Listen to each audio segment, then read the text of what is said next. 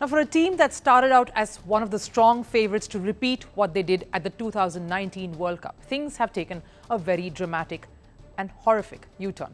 England was handed a thrashing defeat at the hands of Sri Lanka last night.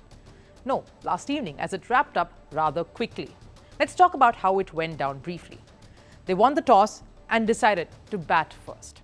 In India's Bengaluru, the most obvious choice considering the small stadium, and everyone waited for a tonking. And they had made a few changes too from the last game. 3 in fact, stacking up the all-rounders in the 11. 40 runs for no loss in 6 overs. That's about all the decent cricket we got from England. It was all downhill from there. What followed was some horrible shot-making, catching practice for the very eager Sri Lankan side. Panic-stricken, jittery run-outs, no one really putting their heads down to pull England's total out of the depths it was finding itself in.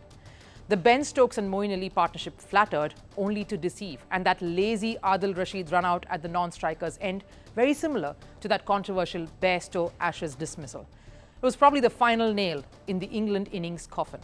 156 at Bengaluru, which was also the lowest total scored by any team in a one-day international. It was definitely not what England had hoped to achieve. Sri Lanka stuttered at the start, but Nisanka and Sadira Samaravikrama stayed sensible to take the Lankans across what was their 5th consecutive win over England in ODI World Cups. Ironical that the biggest thrashing for England came at the hands of the Lankans. What went wrong? The English players looked blank and almost jaded as they all walked back into their dressing room last evening. And it was pretty much a shocking and dejected Jos Buttler who faced the music right after at the post-match. He, of course, put the blame on himself first.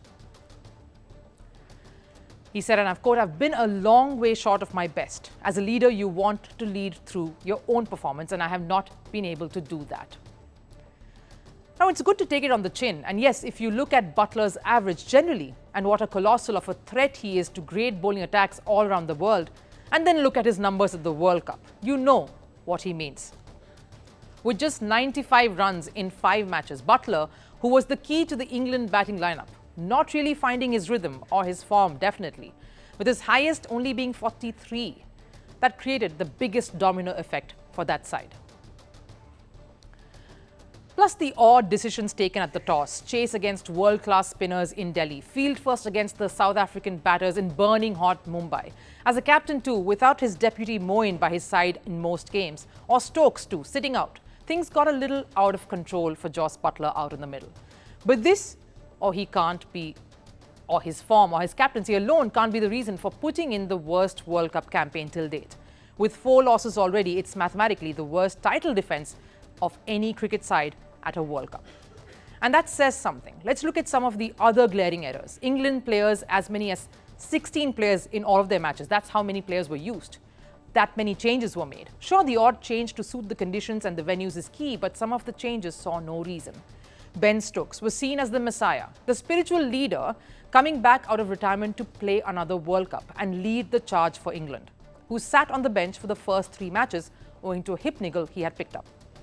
And let's face it, his inclusion created more worries and concerns for England than took out one of their key performing Harry Brook to make place for an all-rounder Ben Stokes who was only taking up the spot as a batter. Not the most ideal team combination, and it clearly did not pay off. And the fact that months and years are slowly slipping away from a pacer, a quality pacer like Jofra Archer, owing to constant battles with injuries, is also not boding well. He was named in the World Cup list, giving everyone hopes, only to fly in 3 games in, train 2 days and then fly back out. Reece Topley's injury also burdened the side further. Bringing in David Willey, who took 2 wickets at the top in the match last night. Yes, the same David Willey who was omitted from the central contract that they decided to announce right in the middle of a World Cup. And he gets to come into the playing 11 without being contracted. That's only increased the headaches for the England dressing room. At the post-match press conference, Buttler also said, and I quote, "Incredibly disappointing and incredibly frustrating. We've been so far short of the standards that we set ourselves, and for no apparent reason. It's never for lack of effort, never for lack of hard work or preparation. And look around the room, there is no lack of talent. A lot of experienced guys who are fantastic cricketers. Huge frustration this tournament has gone nowhere near the way we wanted to." Yes, it is astounding that this side that has redefined white ball cricket, that won the 2019 World Cup, the 2020 World Cup thereafter, after a humiliating exit in 2015, had to play this way.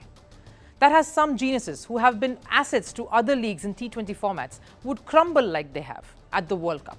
But it's also true that they are the most experienced, which means a 30-plus side. Now, don't get me wrong, age is just a number, and yes, we are at a time when we are seeing so many athletes breaking the norm past their prime. But somehow it seems like the ODI cricket has gone past all of that, and this England bunch has just been caught napping. Which brings me to another important stat.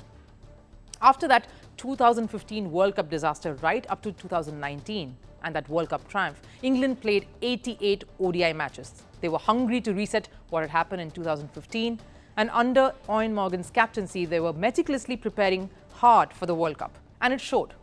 Cut to post-2019, and England have only managed to play 42 one-dayers in 4 years. Yes, the coronavirus played its part, but that was still lesser than what most other teams had played during that same duration. Joe Root had 2 12-month spells without playing ODI cricket. Ben Stokes retired for a year, no ODI cricket. England players have stopped playing domestic 50-over cricket. Stokes last played one in 2014. Captain Jos Buttler, 2016. From the joy of Melbourne, where they won the T20 World Cup, to the mayhem in Bengaluru, the spiral has been sudden and quick. Former England cricketer Mike Atherton said, and I quote, "With sporting teams, confidence is a bit like a person's reputation in life. It takes an age to build, but can be shattered in an instant." Buttler, when asked if he was still the right man for the captaincy job to lead and rebuild the side, sharply said yes.